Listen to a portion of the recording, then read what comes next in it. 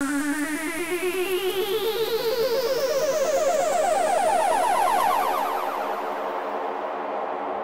is up, you guys? So today I'm going to show you guys how to make this very typical generic really awesome riser. So first thing you want to do is initialize your preset, so that way you get a nice big blank Anna preset.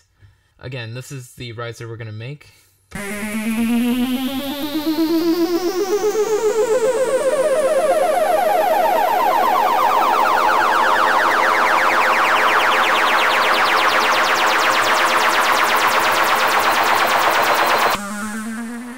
Alright, so you notice that's a very long riser, and usually when I do previous things I'd like to show little short clips, but that's a full 8-bar riser, and that's because of the amount and the LFO settings I set their rate to, but we're not there yet. So let's just start with oscillator 1 through 3. So basically, to make this look much easier to you guys, this is how Anna works. Oscillator section, filter section, modulator, FX, LFO section, and then you have your basic key stuff. So once you look at it like that, it just looks like any other synthesizer. So oscillator 1, we're just gonna set this up to 8 voices, so you have to add the voices in. We're gonna put this on an analog wave of P-Saw. So these are everything right here are the analog waves, and then everything beneath that is like a digital wave. First, we're gonna throw that P-Saw in there. We're gonna bring the volume up to 80%, and just like in Silent or in Massive, or actually in Silent, or other types of synthesizers, when you go over a parameter, you can see the exact value. So down here, you can see oscillator volume is at 80%. So just keep your eye on that for exact numbers, but I'm probably much going to call it out anyway. So detune is all the way down, the DT shape is all the way up, the width is at 50%, no pan, or at least we're not going to move the pan away from 0 position, and we're going to bring the filter out all the way to the left.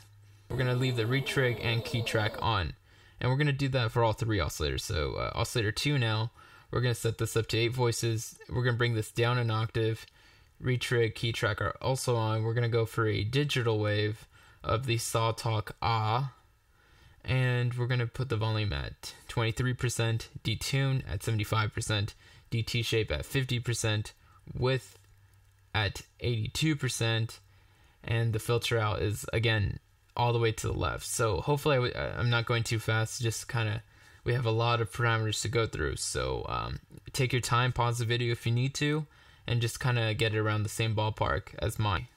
Now let's do oscillator 3. So oscillator 3, retrig and key track are both on again, and we're gonna go for a sub-saw, so that's another like analog type wave, and we're gonna bring this up to 8 voices. We're gonna put this up 1 octave. We're gonna put the volume at 21%, detune at 30%. The DT shape is basically where it is by default at 50%. Actually, mine's at 51, but again, 50 to 51% is an audible difference to me. The width is up all the way up to 100%.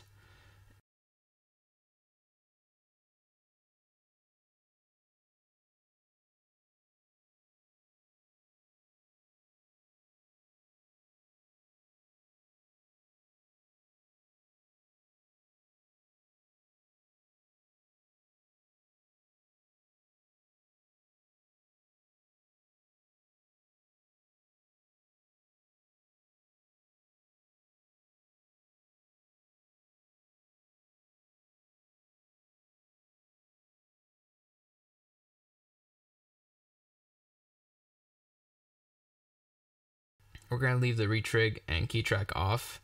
We're going to put the volume to 52%, start time at 70%, and the filter out all the way down to the left, and the pan right down the middle.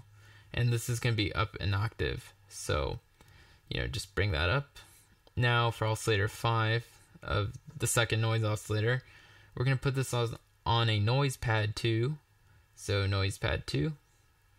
we're going to bring this up to octave 3. So basically up 3 octaves. We're going to put the volume at 92%, and we're just going to bring that filter out all the way to the left, and we're going to leave key track and retrig on, or turn them on. So, you know, I find that these like noise waves are they're not annoying. They're very nice and pleasant to hear, and you can crank the volume up all the way on these, or have them louder than oscillators 1 through 3, and it sounds pleasant. So that's the shocking thing about these noise oscillators to me, is in every other synthesizer, when I use a noise oscillator, I never want to have the volume louder than 20%, because they sound pretty bad when mixed in with the oscillators. And I find that these noise oscillators I have sometimes louder than, like I have more volume on this oscillator than I do on any of these other oscillators. So I feel like they're really nice, innovative noise oscillators. So I'll just kind of come back to that some other day.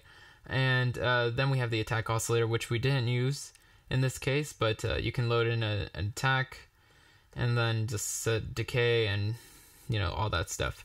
So now for the filter section, we're gonna put for filter 1 a low pass plus drive. So this is kind of my favorite low pass at the moment inside of a synthesizer. We're gonna put the cutoff to 232 hertz, reso at 0.21, envelope all the way up to the right, key track at 76%, velocity at 23%, and let's do filter 2 now. So we're gonna have a comb filter.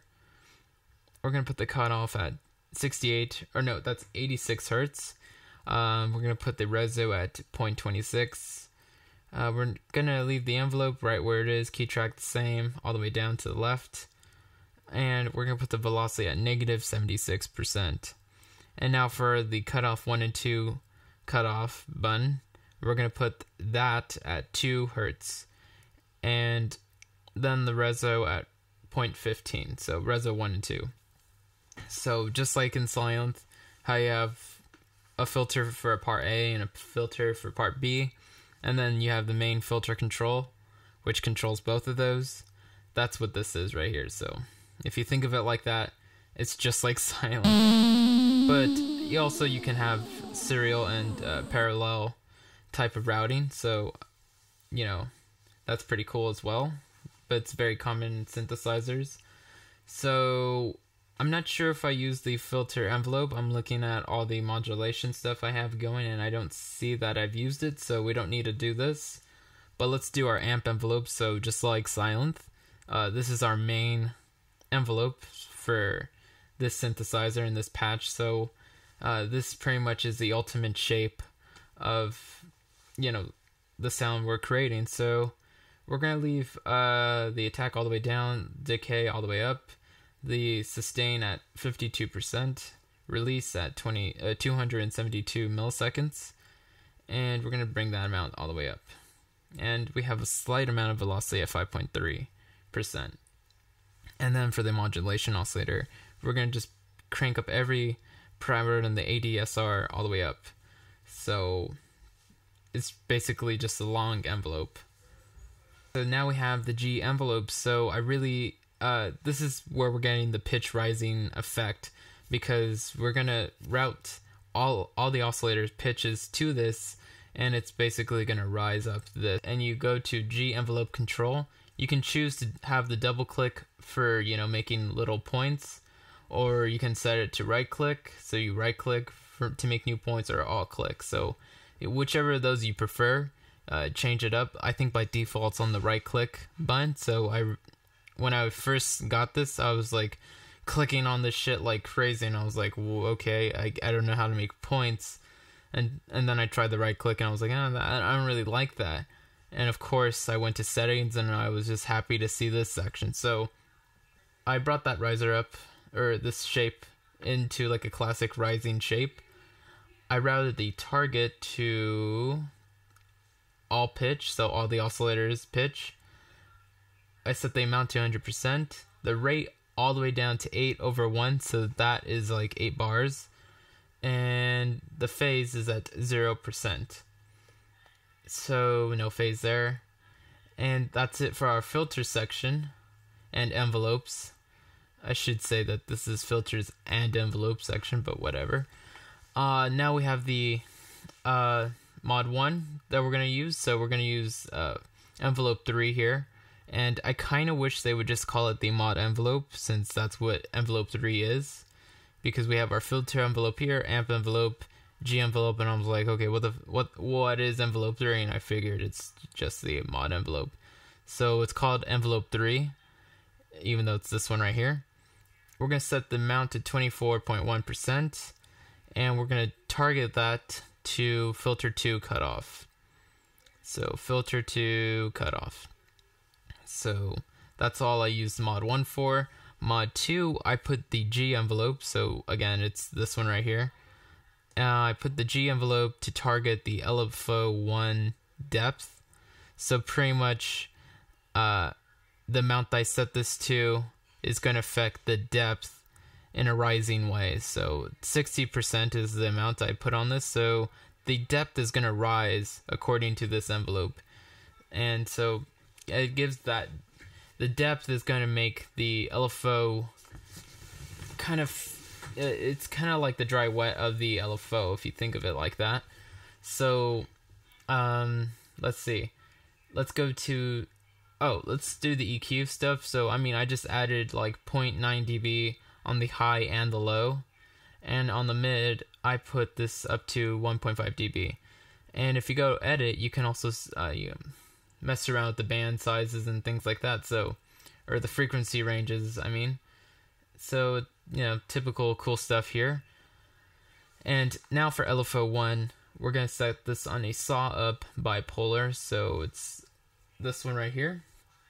We're going to put the rate to 1/16, depth at 11%, so it's going to start there, but given the mod 2, it's going to start rising and rising and rising. It's going to sound cool. And we're going to set the phase to 258. And we're going to target the oscillator's all pitch again. And we're going to put that amount to 11%, negative 11%. And we have nothing here on the second target, so, you know, just kind of make it look nicer.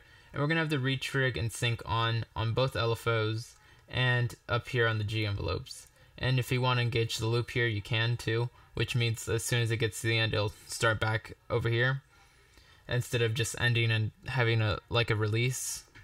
So let me quickly just show you what the LFO really is doing to this. So we're going to turn this off for a sec, and we're just going to play this riser by itself without the LFO.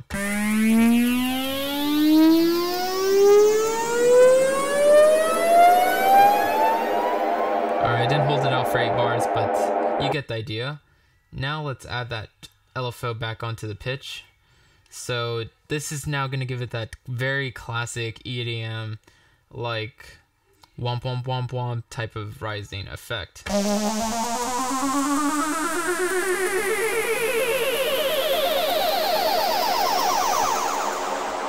So that gives it that characteristic, very popular type of riser. And you can do this in any synthesizer, but I really like using the Ana for it. And the next bit that I'm about to do on the phaser and all that, that is kind of where this becomes a really much more interesting, cool riser to me, because I'm a big fan of those like flangered white noise type of risers, which I'll do a tutorial on later. But the flangered white noise risers are kind of like these big white noise type of sounding risers, and I find that inside of a synthesizer you can usually get that effect with a phaser, and I found this instance inside this software to be the best yet that I've made of those kind of risers. So anyway, let's get into the second LFO before I do that. So the second LFO is a saw up monopolar, and that's the rate is down all the way to 8/1, so that's like 8 bars again. Depth is all the way up. Phase we have none, and we're gonna put this on the phaser frequency.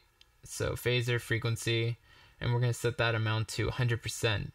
So this LFO is going to shake the phaser frequency little by little, or it's not shaking it. I mean, it's giving it like a rising feeling to it. So the LFO is modulating it upward, and it's over a long period of time. So the phaser really starts to sound very modulated and affected, and it's very cool sounding.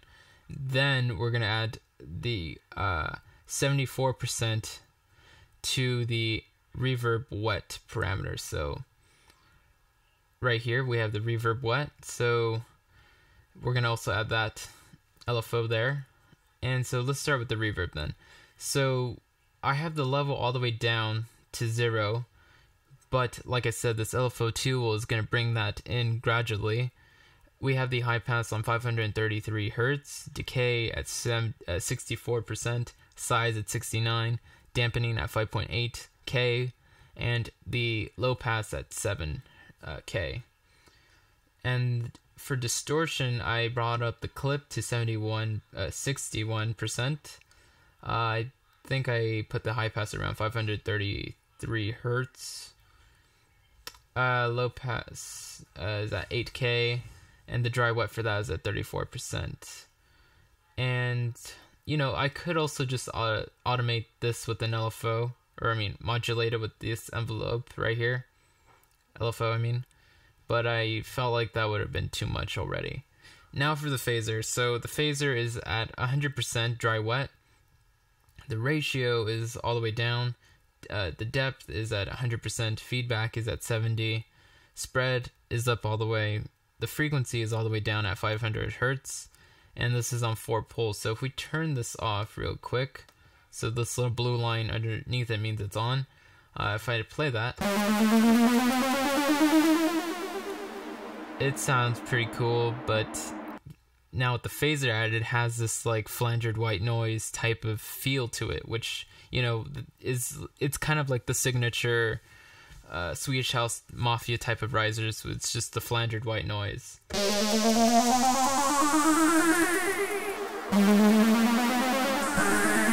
you can hear that kind of thing in there. So that's what I really like about this riser setting that I made here, that it has kind of the characteristics of the womp womp womp womp womp type of riser with the flangered white noise type of characteristics. So it's a really cool riser, and I'm probably going to use it a lot. And I'm probably going to make a lot more risers inside of Anna, since it's so easy to do. And now for the pormento time, we have this at 23%. If you want to engage legato or slide, that's up to you. I put my bend range at 12. I always do that. Even if I don't use the pitch bend, I always put my bend range at 12. And then you can set the polyphony to however many voices you want. But I do want to say that I find if you crank it up to 16 or 32, your CPU definitely takes a major fall. It really slows down the CPU. So it's and it should. This is a 64-bit plugin. I'm on 32-bit, but this can have very high quality. It can be a very high quality synth, so of course it's gonna require some CPU to do that. So that being said, thanks guys for watching, and lates.